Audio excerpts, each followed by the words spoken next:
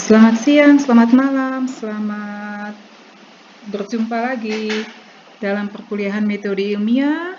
Puji Tuhan kita sampai pada pertemuan ke-16 yang seharusnya di Senin 11 Mei 2020. Mohon maaf saya baru share sekarang karena beberapa alasan. Saya kepengen Anda fokus pada ujian akhir semester di hari Senin untuk beberapa mata kuliah lainnya, sehingga baru hari ini saya share.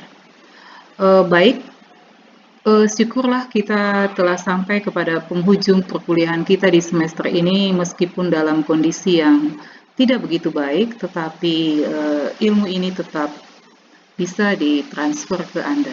Semoga Anda sudah mempelajari perkuliahan-perkuliahan sebelumnya. Selanjutnya di penghujung pertemuan kita itu kita akan belajar tentang teknik penulisan skripsi. Pertemuan sebelumnya itu teknik penulisan skripsi untuk bab 1 pendahuluan dan untuk tinjauan pustaka. Sekarang kita akan belajar tentang metode, hasil pembahasan, dan penutup. Tujuan pembelajaran kita pada hari ini, setelah mengikuti perkuliahan ini, mahasiswa diharapkan memahami cara penulisan metode penelitian. Yang kedua, mahasiswa memahami teknik penyajian dan pembahasan data penelitian. Dan yang ketiga, mahasiswa mampu memahami dan menyimpulkan hasil penelitian dan memberikan saran-saran konkret berdasarkan hasil penelitian tersebut. Sekarang kita akan memulai dengan bab 3, metode penelitian. Dalam beberapa kasus, mahasiswa menulis metodologi atau metodologi. Kalau ada logi di belakang artinya ilmu yang mempelajari tentang penelitian. Judul dari bab ini adalah metode penelitian, bukan metodologi penelitian. Kita tidak sedang mempelajari tentang ilmu tentang metode penelitian, tetapi kita akan menyajikan desain penelitian kita pada bab 3. Judul dari bab 3 itu adalah metode penelitian. Disajikan setelah bab 1 yang isinya pendahuluan dan bab 2 isinya tinjauan pustaka.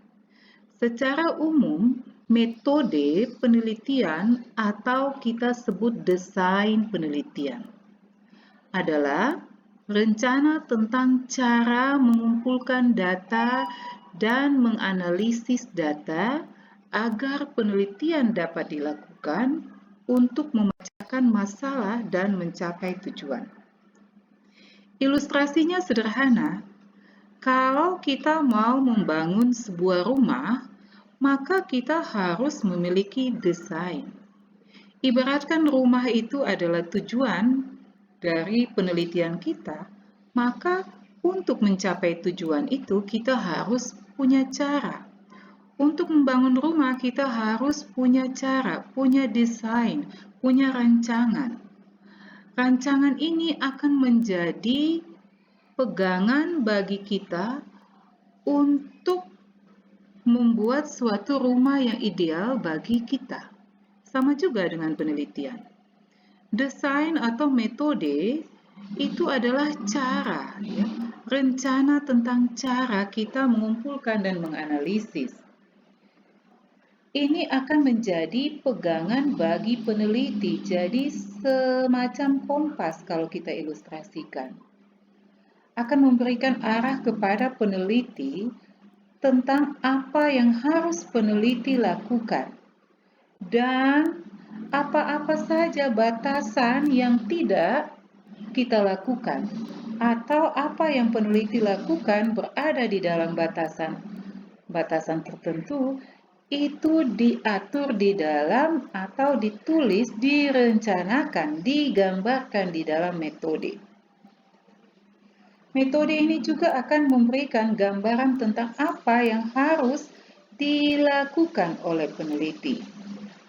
dan kesulitan-kesulitan apa yang mungkin nanti akan dihadapi, sehingga peneliti sudah harus mempersiapkan cara A, cara alternatif lain.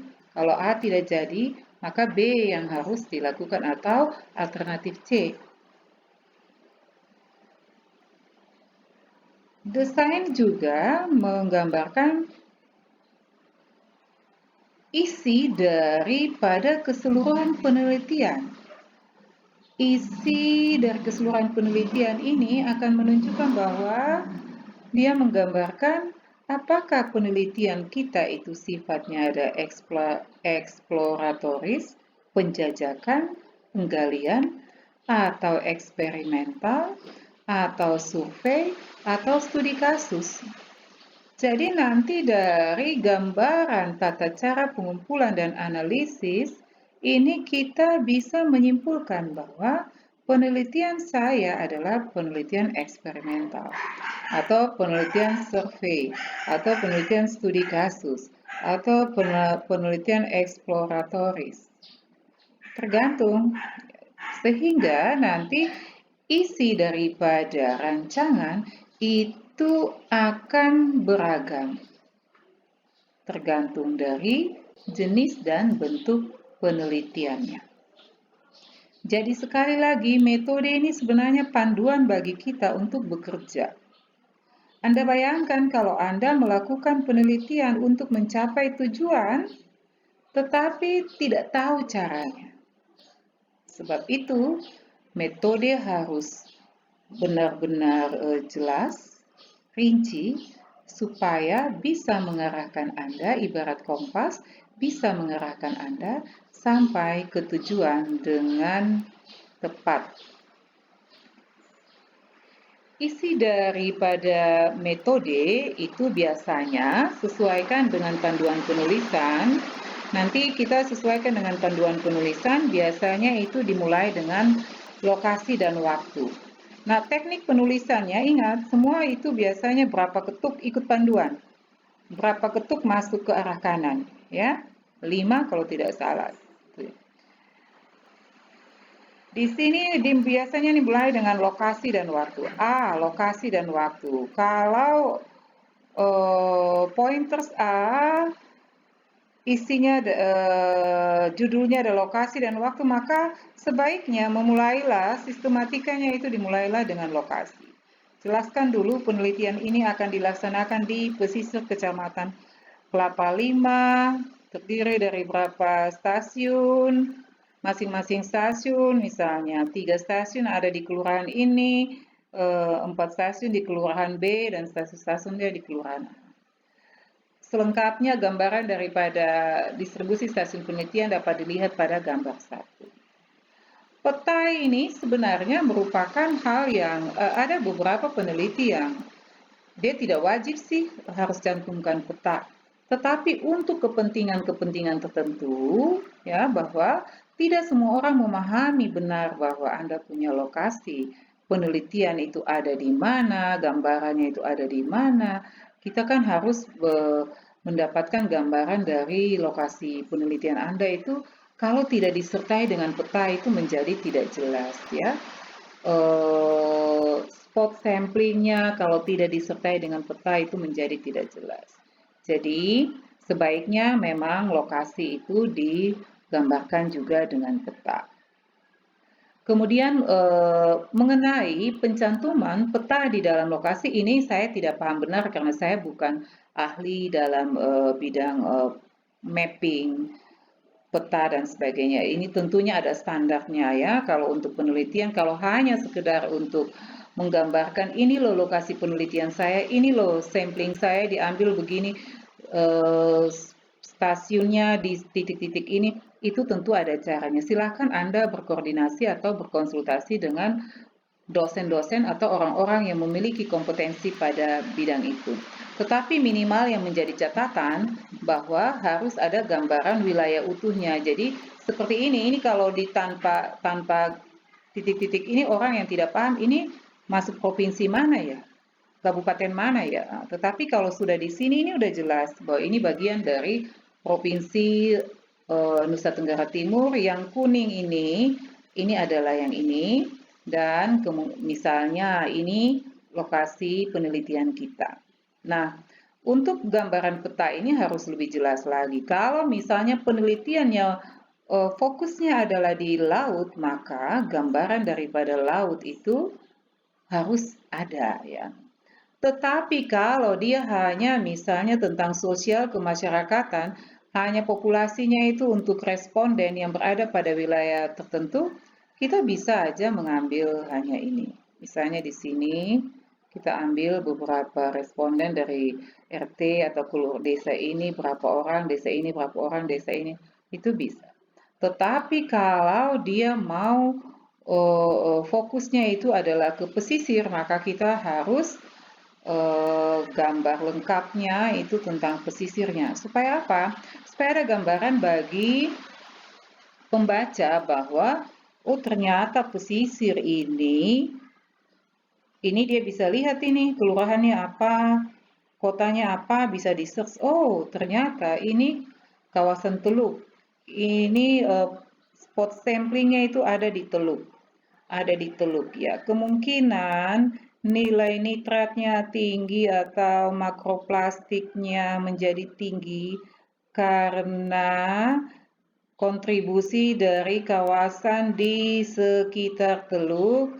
Selain itu karena faktor oceanografi di sekitar Teluk atau perairan sekitarnya. Kalau tidak ada gambaran ini, tidak mungkin Anda menyuruh atau memberikan kesempatan kepada pembaca untuk membayangkan atau berhayal ya, apalagi pembaca yang belum pernah sama sekali mendapatkan gambaran tentang Kupang, maka peta itu menjadi wajib, menjadi penting. Waktu pelaksanaan penelitian direncanakan pada bulan. Hati-hati untuk waktu penelitian ini, kadang mahasiswa itu hanya menghitung waktu, jadi dia penelitian Agustus sampai September 1 bulan. Sementara penelitian itu kan dari konsultasi itu sampai penyusunan sampai akhir persiapan itu juga perlu dihitung. Jadi masukkan juga ke sini. Jadi lihat tekniknya, lokasi dan waktu. Maka paragraf pertama ini dia khusus berbicara tentang lokasi dan paragraf kedua khusus berbicara tentang waktu. Ingat, tetap standarnya sama dengan yang perkuliahan kemarin di bab-bab sebelumnya itu bahwa satu kalimat minimal 2 sampai satu paragraf minimal 2 sampai 3 kalimat. Satu paragraf ya, minimal 2 sampai 3 kalimat. Oke, ini adalah untuk lokasi. Poin yang kedua itu adalah alat dan bahan. Nah, ada beberapa contoh sih, tinggal Anda melihat di panduan, ada beberapa contoh alat dan bahan. Alat dan bahan. Alat dan bahan, maka memulailah dengan peralatan yang digunakan dalam penelitian ini adalah A, B, C, D, dan sebagainya. Bahan yang digunakan adalah, ada yang singkat seperti begini, tetapi ada juga contoh penulisan yang misalnya peralatan yang digunakan pada penelitian ini untuk beberapa proses atau tahapan penelitian. Misalnya untuk proses koleksi sampel, peralatan yang digunakan adalah A, B, C, D. Sementara untuk proses pengawetan sampel menggunakan ya. Selanjutnya bahan ya. Jadi kita tidak wajib harus selalu dimulai dengan kata peralatan yang digunakan, bahan yang digunakan. Silahkan, tergantung gaya bahasa Anda. Intinya bahwa paragraf awal itu adalah peralatan dan paragraf berikut itu adalah bahan.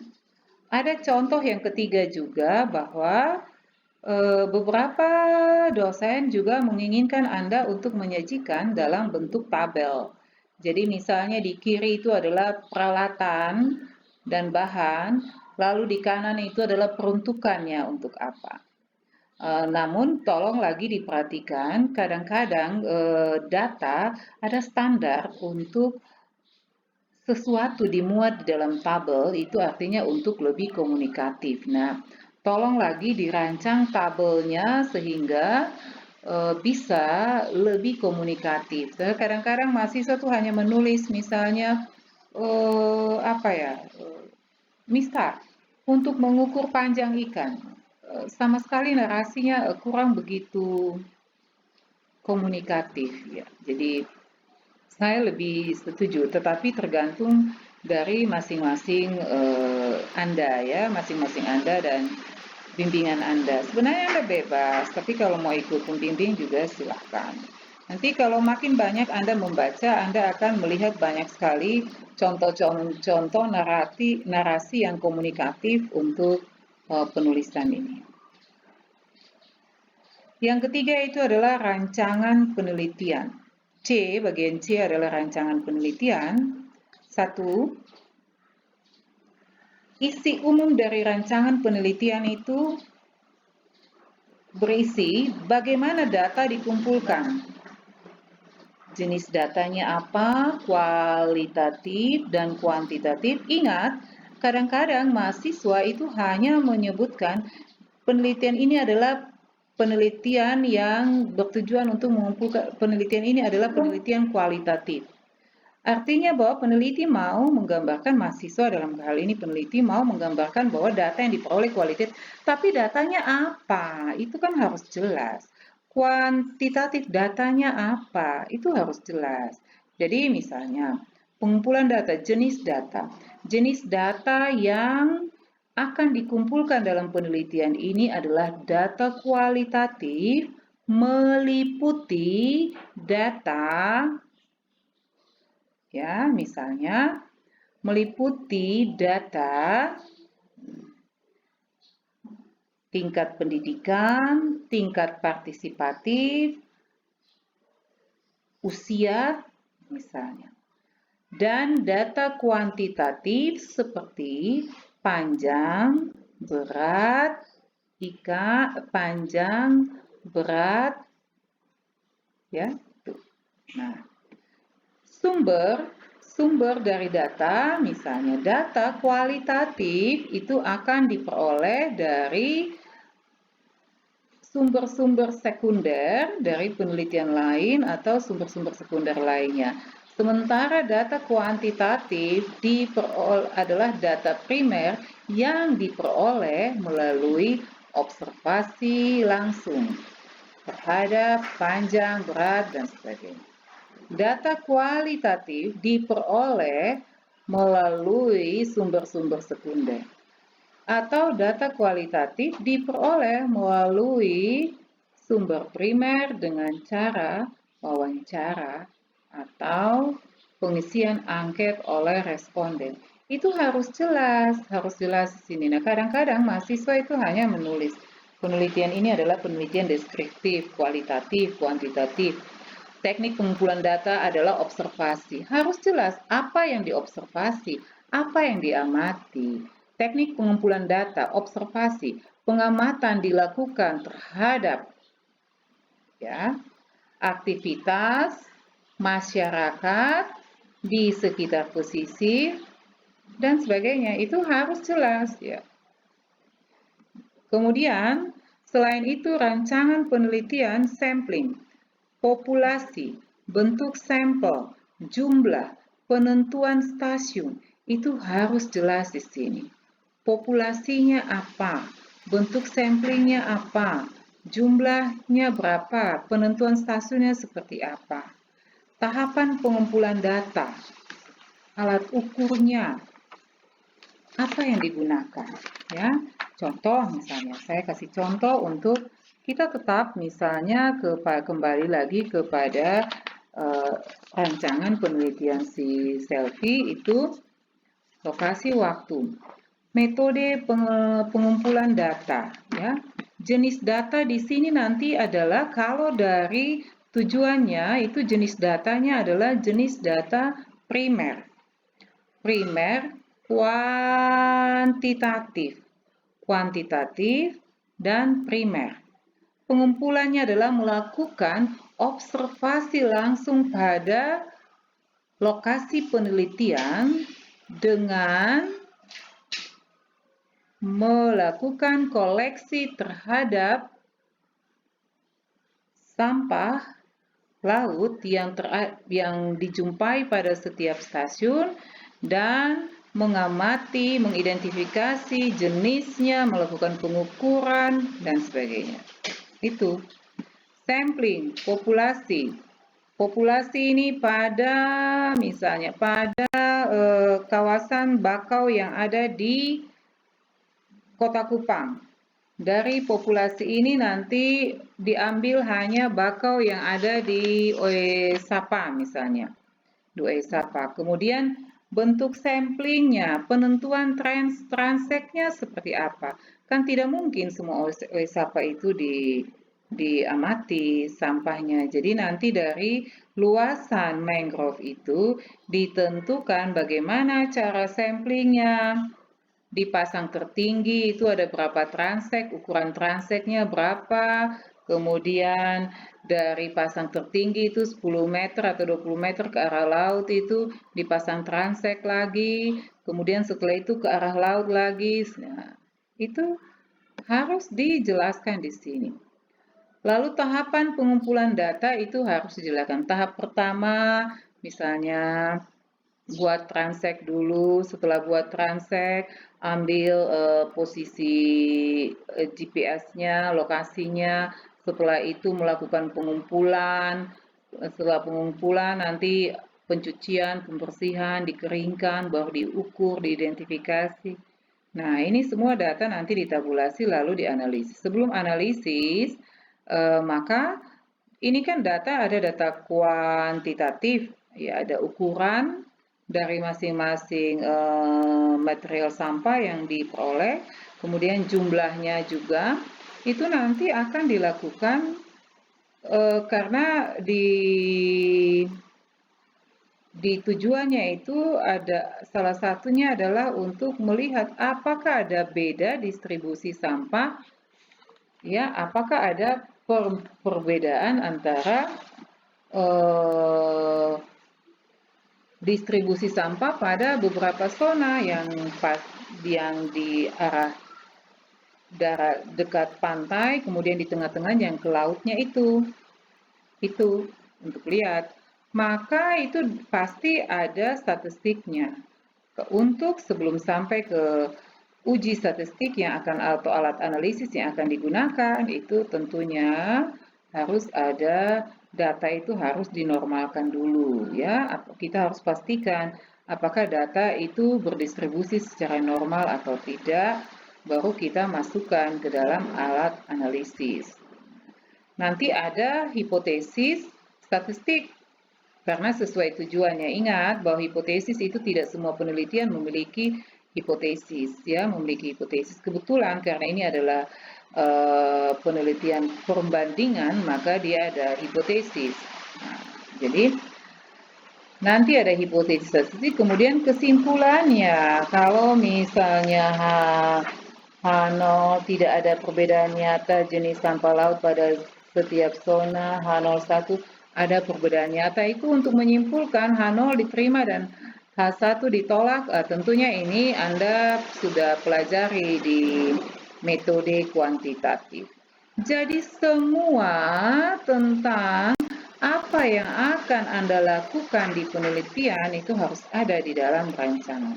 Ingat, ini adalah desain pegangan kompas bagi kita, bagi peneliti tentang bagaimana cara mengumpulkan dan menganalisis data untuk mencapai tujuan. Selanjutnya hasil dan pembahasan. Hasil dan pembahasan ini ada pada bab 4. Tentunya hasil dan pembahasan dia tidak berdiri sendiri. Ingat, kita kembali lagi untuk menulis hasil dan pembahasan, Anda harus kembali lagi kepada bab 1, lihat tujuan yang Anda tulis. Contoh misalnya, identifikasi perbedaan jenis sampah laut yang terdistribusi pada ekosistem mangrove, tujuan 1, dan kedua, mengetahui jumlah sampah laut yang terdistribusi pada ekosistem mangrove. Maka hasil dan pembahasan ini tetap harus mengacu kepada tujuan. Tujuan 1, Anda sajikan jenis-jenis sampah laut yang terdistribusi pada ekosistem mangrove. Sesuai dengan pembahasan hasil 1, sesuai dengan tujuan 1. Hasil 2 sesuai dengan tujuan 2. Beberapa boleh cantumkan gambaran umum lokasi atau hal lainnya, disesuaikan dengan kebutuhan. Ini tidak wajib, tidak semua. Misalnya, penelitian eksperimental dia tidak butuh gambaran umum. Nah, kalau penelitian seperti ini, judul ini, maka dia butuh gambaran umum. Karena apa? Pembaca harus mendapatkan gambaran atau background dari lokasi. Lokasi itu kenapa sih? Jadi misalnya di sini sampahnya banyak. Kenapa sih sampahnya banyak? Oh, ternyata di gambaran umum itu adalah kawasan padat pemukiman misalnya, ya, dengan sistem manajemen sampah yang tidak begitu bagus, kesadaran masyarakat yang rendah misalnya. Jadi untuk melihat kenapa angka-angka ini ada di sini, itu kita bisa menganalisisnya dari gambaran umum. Bisa berkomentar lah, bisa menyampaikan pernyataan, itu dari gambaran umum. Jadi gambaran umum ini tidak wajib, tergantung dari kebutuhan penelitian. Selanjutnya di panduan kita itu dipisahkan antara hasil dan pembahasan.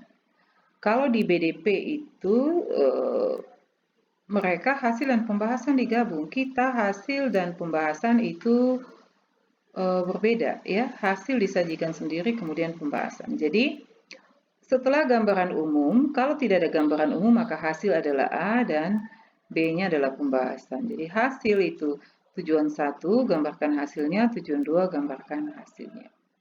Pembahasan ini tekniknya bisa per tujuan, per hasil 1, tujuan 1, bisa juga kita kolektif. Tergantung dari gaya menulis Anda. Intinya bahwa apapun gaya menulisnya, sistematika dari runtutan dari pendahuluan sampai kepada hasil dan pembahasan itu harus sejalan. Jadi nanti pembahasannya itu bisa aspek per aspek, bisa juga kolektif. Hanya kalau aspek per aspek ini kadang-kadang kurang efektif karena apa? Satu aspek berkaitan dengan aspek yang lain. Misalnya jenis sampah laut dia berkaitan dengan jumlah atau jumlah berkaitan dengan jenis. Terus aspek yang mempengaruhi jenis atau faktor-faktor yang mempengaruhi jenis dan jumlah kemungkinan sama. Jadi ada yang untuk lebih mudah, lebih komunikatif, mereka bahas kolektif. Tetapi ada juga beberapa yang bisa bahas satu persatu, tergantung Anda, tergantung arahan daripada pembimbing dan Anda nyaman di mana. Yang penting bahwa prinsipnya itu bahwa sinkron antara pendahuluan sampai kepada hasil dan pembahasan dan komunikatif. Ini adalah contoh, misalnya hasil itu ini. Distribusi jenis dan jumlah sampah pada ekosistem mangrove Oesapa Kota Kupang pada Juli 2019 adalah ini. Ya, tentunya nanti di cara penulisan hasil tidak boleh Anda langsung memulai dengan tabel sama seperti di kerangka berpikir. Harus ada narasi pembuka dulu satu paragraf, kemudian diikuti dengan penyajian data. Ya, tidak boleh langsung melompat tabel. Contoh misalnya seperti ini, distribusi dan jenis. Nanti perhatikan lagi cara menyajikan angka dalam tabel seperti apa, lihat di panduan. Ini karena data primer, maka Anda wajib menulis sumber, diolah dari lampiran berapa. Lampiran 2 ini kita sudah tahu ini. Kalau pembaca membaca tahu bahwa ini Anda ambil dari data primer. Maksudnya supaya apa? Supaya kalau pembaca kepengen tahu plastik ini 567 item itu jenisnya apa-apa saja, dia bisa membuka lampiran 2 untuk lihat. Itu pertama, memudahkan pembaca. Yang berikut kemungkinan juga mungkin Anda salah. Kadang-kadang mahasiswa menyajikan data salah, sehingga ketika kita supaya mudah kita bisa cross-check, kita kembali lagi ke lampiran. Umumnya mahasiswa tidak tulis begini, jadi nanti ketika ditanya ini data dari mana, ambil dari mana, ada di lampiran sekian Ibu. Lihat dulu, cari dulu lampirannya. Ya, jadi buatlah sesuatu supaya orang lebih mudah, lebih komunikatif tanpa bertanya, bisa melakukan mencari sumbernya dan melakukan cross check dengan mudah. Baik, lanjut. Contohnya seperti ini. Maka ini adalah data hasil ya. Hasil tentunya.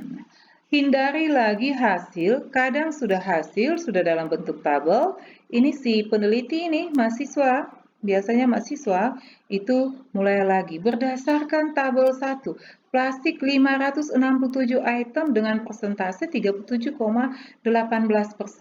Kain 98 item per meter persegi dengan persentase 6. Untuk apa lagi? Hindari untuk membahasakan ulang kembali tabel, bertele-tele. Ya, itu namanya bertele-tele, tidak efektif. Jangan mengulang dalam bentuk apapun. Misalnya ini dalam bentuk angka, kemudian dalam bentuk tabel Anda narasikan, hindari mengulang, pengulangan. Hindari pengulangan. Sekarang kita, kalaupun Anda mau narasikan dalam bentuk lain yang tidak mengulang. Sekarang pembahasan. Contoh untuk data ini kita membahas, ya, bagaimana teknik membahasnya. Ini ada contoh teknik membahas, salah satu contoh saja. Itu ada pernyataan pribadi dulu didukung dengan rujukan. Selalu yang namanya pembahasan, karena ini adalah metode ilmiah, semua harus dengan kaidah-kaidah ilmiah, supaya tidak terkesan bahwa berbohong, Anda harus bahwa Anda hanya omong tanpa rujukan, berbicara tanpa dukungan data yang valid atau dukungan rujukan yang tepat, maka harus disertai dengan rujukan. Jadi ini contoh pertama, ada pernyataan pribadi kemudian didukung dengan rujukan. Berdasarkan data ini, maka si penulis misalnya menulis begini. Persentase terbesar, ingat dia tidak membahasakan ulang, tetapi menarik kesimpulan dari ini. Menyimpulkan secara umum hasil dari tabel 1. Seperti ini. Persentase terbesar sampah laut pada ekosistem mangrove adalah material plastik. Jenis-jenis material plastik yang ditemukan teridentifikasi dalam ukuran makro, terdiri dari beberapa bentuk, yaitu tas kresek, kemasan. Nah, nanti Anda bertanya, ini dari mana? Data ini tidak ada di tabel 1. Ya, tidak ada di tabel 1, tetapi sumbernya kan diolah dari lampiran 2. Jadi, apa yang tidak ada di sini dia bisa bahasakan karena dia ambil dari lampiran 2. Ini tas kresek, kemasan, makanan, tali, jaring, wadah air mineral, serpihan, perabot, dan beberapa item yang tidak teridentifikasi.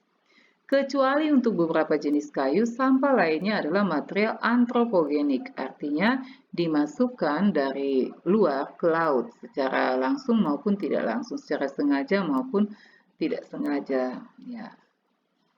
Secara langsung dibuang oleh masyarakat ke lingkungan dan terbawa aliran sungai menuju ke laut atau dibuang langsung oleh masyarakat ke laut. Kemungkinan lainnya sampah-sampah tersebut sampai ke kawasan mangrove karena faktor oceanografi dan faktor alami lainnya. Yang biru ini adalah statement pribadi Anda, pernyataan pribadi Anda berdasarkan data ini dan kemungkinan beberapa analisis Anda pada saat observasi. Atau mungkin ada data lain yang ada di lampiran. Data peneliti saat observasi atau yang ada di lampiran. Tetapi tidak sebatas ini, bahwa statement peneliti harus didukung oleh rujukan. bahwa rujukan ini memberikan pembenaran kepada statement Anda. Ada statement peneliti. Kembali lagi kepada paragraf ke-2. Jadi isi dari paragraf pertama ini adalah murni statement peneliti, makanya tidak ada satupun rujukan karena murni statement peneliti. Lalu isi daripada paragraf kedua adalah dukungan terhadap pernyataan pribadi peneliti. Ini dia bisa berada dalam satu paragraf atau beda paragraf. Ini adalah contoh yang berbeda paragraf. Jadi setelah pernyataan pribadi itu adalah dukungan, rujukan. Hastuti 2014 menjelaskan bahwa pemukiman yang berbatasan langsung dengan mangrove sebagai salah satu penyumbang sampah. Ini saya berikan bold, dibuang oleh masyarakat dan faktor oceanografi lainnya. Jadi Hastuti ini mau menjelaskan pernyataan Anda bahwa sampah plastik yang banyak tadi, 37%-an tadi, itu adalah lebih banyak dibuang oleh masyarakat ke lingkungan dan terbawa air. Ini didukung oleh Hastuti. Nah, sekali lagi saya katakan ini kan contoh, tetapi sebaiknya dukungan rujukan itu lebih dari minimal 2-3. Ingat selalu 2-3, 2-3 ya. Kalimat dalam paragraf, kemudian rujukan itu minimal 2-3 ya. Kalau bisa Hastuti, kemudian siapa lagi? Ini ada kawan Berhek et al. 10% sampah plastik dibuang ke wilayah perairan.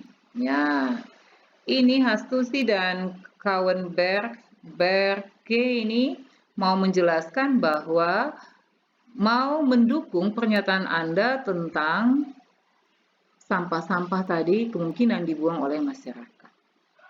Sementara yang ini, Viega et al. Ini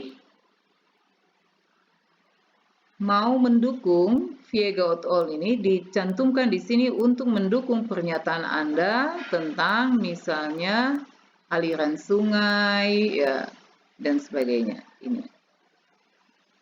Jadi Anda lihat bahwa satu pernyataan Anda itu sudah didukung oleh Hastuti, oleh sekitar 3 orang. Makin banyak rujukan dukungan terhadap pernyataan Anda itu makin baik, bahwa apa yang mau menjelaskan bahwa apa yang Anda sampaikan itu benar.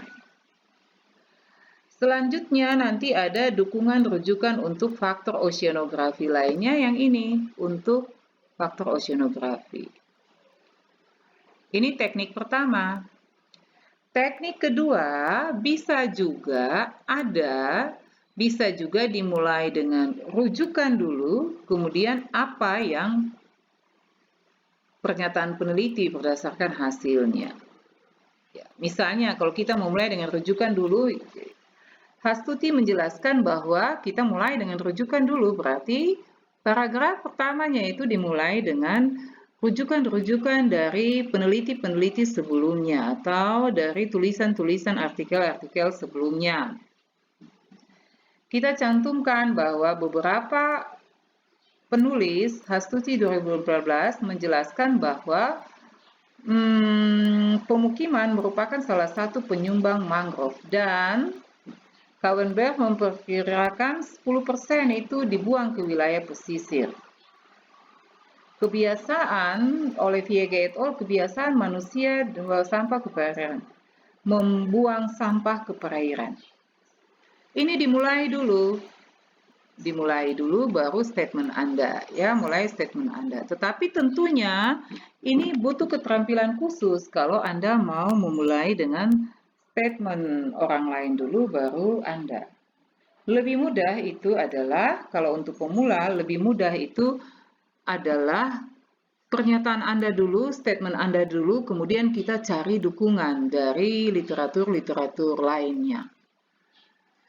Itu cara kedua ya. Kalau cara kedua, literatur-literatur lainnya dulu baru didukung dengan statement.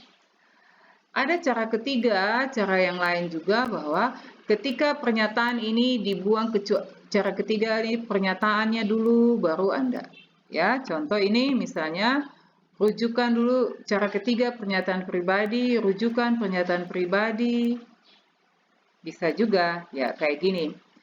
Sampai di sini pernyataan pribadi Anda, ya, oleh masyarakat ke lingkungan.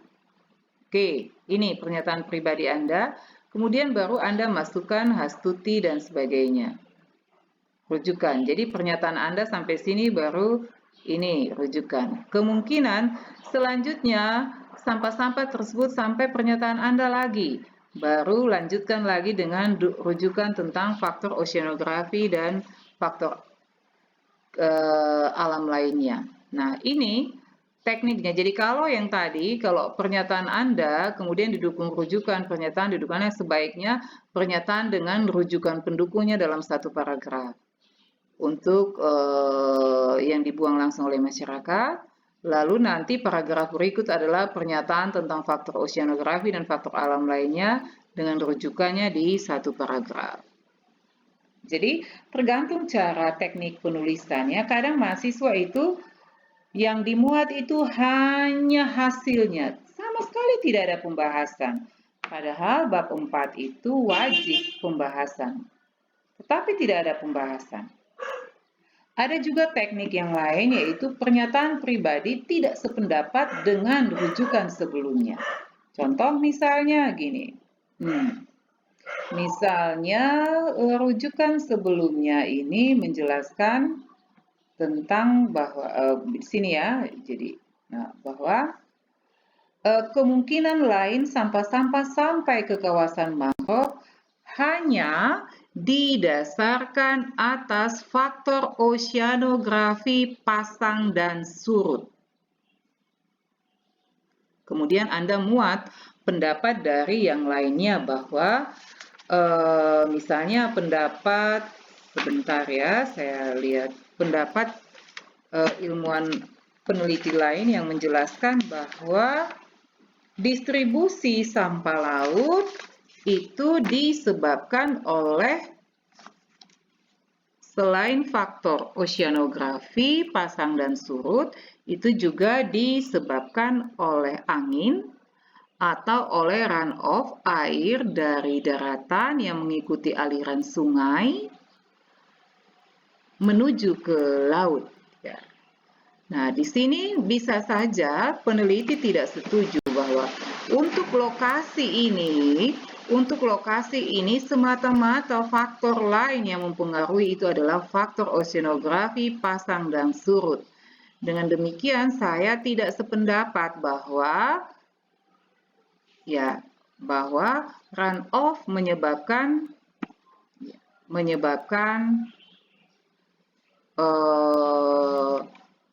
distribusi sampah pada kawasan mangrove. Mengapa demikian? Karena misalnya kamu tulis tidak sependapat dengan si A disebabkan oleh aliran air hujan dan limpasan angin. Ya. Muat lagi Anda punya pernyataan.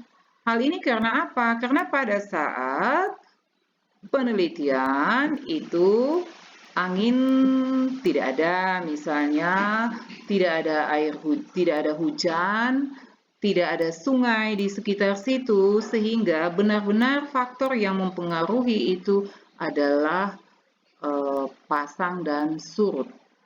Kalau faktor oceanografi dan aliran massa air itu. Jadi sangat tergantung daripada kemampuan Anda untuk atau gaya menulis Anda. Tentunya di bawah bimbingan dosen. Tetapi wajib bahwa harus dibahas.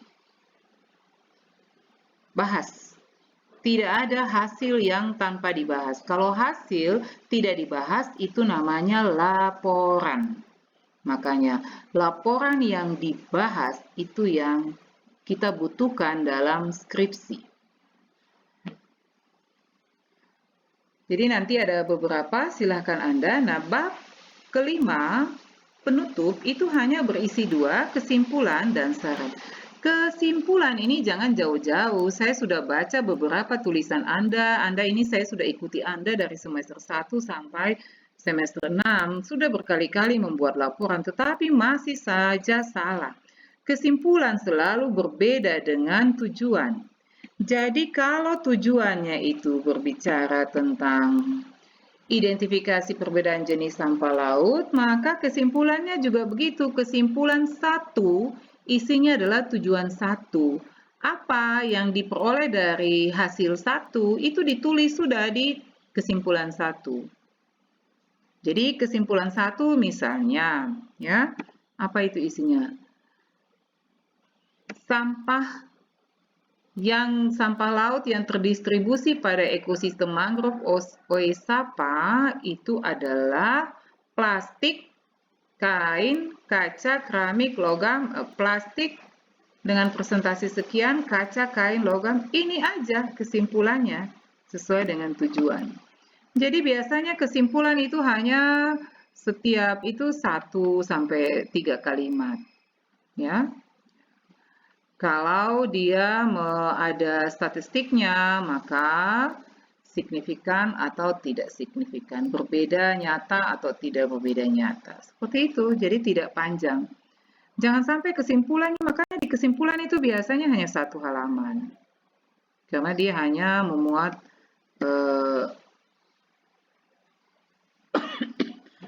ringkasan keseluruhan dari hasil dan hasil dari tujuan satu, hasil dari tujuan. Mengetahui jumlah sampah laut yang terdistribusi, ya jumlahnya saja yang ditentukan. Jumlah sampah laut yang terdistribusi pada ekosistem mangrove, plastik adalah sekian, kayu sekian, lainnya sekian. Selesai sampai di situ. Selanjutnya, saran. Saran ini harus terkait dengan isi penelitian. Jadi kalau tadi Anda tentang contoh kita sudah dari pertemuan kemarin, pertemuan sebelumnya 15 itu adalah tentang sampah laut di mangrove, maka saran Anda itu adalah saran-saran untuk perbaikan, rekomendasi untuk penelitian selanjutnya, perbaikan misalnya pada metodenya, ya. Kalau misalnya kali ini dia ambil saran ambil makroplastik, ya, ambil makroplastik. Selanjutnya mungkin disarankan sebaiknya penelitian ini dilanjutkan lagi dengan penelitian yang sama, makroplastik, hanya saja misalnya transeknya atau teknik pengumpulan datanya dimodifikasi untuk apa, atau disarankan untuk lanjut ke penelitian mikronya. Karena plastik sesuai temuannya plastik yang paling banyak, jadi kemungkinan dasar karena sudah terdegradasi dan sebagainya itu, maka sarannya itu jangan sampai saran kepada pemerintah supaya angkat sampah, tidak ada hubungannya sama sekali, ya, harus sesuai dengan isi daripada penelitian. Oke, baik, saya pikir ini karena nanti tidak terlalu banyak yang saya berikan, karena nanti Anda akan lebih intens pada pembimbingan dengan pembimbing ketika proposal atau penulisan proposal atau penulisan hasil penelitian. Tentunya nanti ada beberapa tahap yang membantu Anda untuk selalu memperbaiki proses pembelajaran Anda.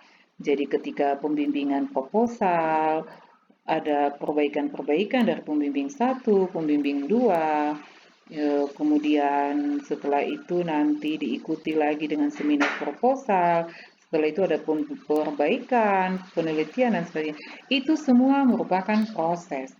Ingat, jangan sampai semua proses itu Anda anggap sebagai suatu beban yang melelahkan. Kalau Anda menganggap itu, berarti Anda tidak bisa belajar. Sebab itu, semua perbaikan, semua masukan, nanti semua yang diwajibkan bagi Anda untuk harus Anda ikuti, itu harus Anda maknai sebagai proses belajar. Kalau ketemu salah, Anda positive thinking bahwa untung beliau menegur saya sehingga saya tahu salah saya di mana. Untung beliau membentak saya. Untung beliau mewajibkan saya untuk mengulang. Kalau tidak, saya tidak tahu salah kita di mana. Salah saya di mana. Jadi proses ini sebenarnya adalah proses pembelajaran. Jangan dimaknai sebagai sesuatu yang memberatkan mahasiswa. Ketika Anda bisa belajar dari proses ini, Anda akan masuk ke dunia kerja, maka Anda juga menganggap bahwa dunia kerja dan semua proses kehidupan yang Anda jalani di kehidupan nyata itu adalah bagian dari proses untuk mencapai tujuan yang baik. Kalau semua hal Anda menganggap sebagai beban, ya sulit. Jadi demikian, ya puji Tuhan kita sudah sampai pada pertemuan terakhir. Nanti hari Senin kita akan ujian akhir semester, mekanisme, soal dan sebagainya nanti akan kita sampaikan di Senin pagi jam 7 pagi. Silakan Anda kerja sampai jam batas pengumpulannya itu, batas entry-nya itu sampai jam 23.59. Oke, sampai bertemu kembali. Saya percaya Tuhan melindungi kita semua. Ingat, setiap hari pasien bertambah, jumlah pasien selalu bertambah. Hati-hati, orang di sekelilingi kita, kita tidak tahu mereka sehat atau tidak. Sebab itu kita semua harus waspada, harus hati-hati supaya ketika pandemi ini berakhir, kita akan bertemu kembali dalam sukacita, dalam keadaan sehat. Baik, terima kasih. Salam sehat.